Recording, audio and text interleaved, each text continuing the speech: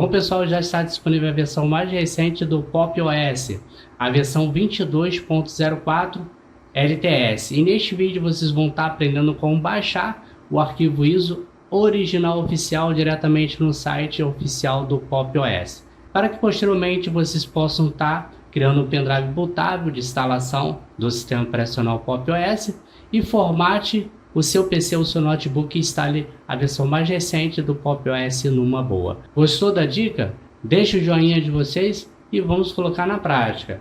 Eu já estou no site oficial do Pop! OS, o link vai estar aqui na descrição do vídeo para poder facilitar. Vocês vão vir até download.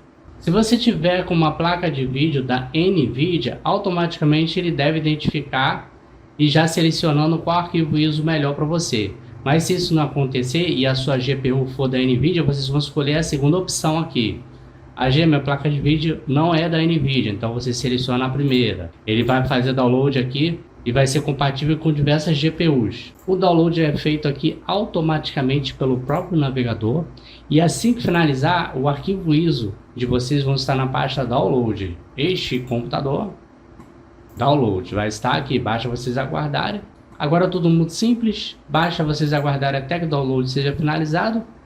Finalizando, aí vocês podem estar experimentando este arquivo ISO em uma máquina virtual, um VirtualBox, por exemplo, testando, experimentando, ou até mesmo estar criando um pendrive bootável. Então isso aí, mais uma dica compartilhada com vocês. Eu espero que vocês tenham curtido esse vídeo. Se gostou, deixa o joinha, se inscreva no nosso canal para ficar por dentro de todas as novidades. Nos encontramos até o próximo vídeo e tchau, pessoal!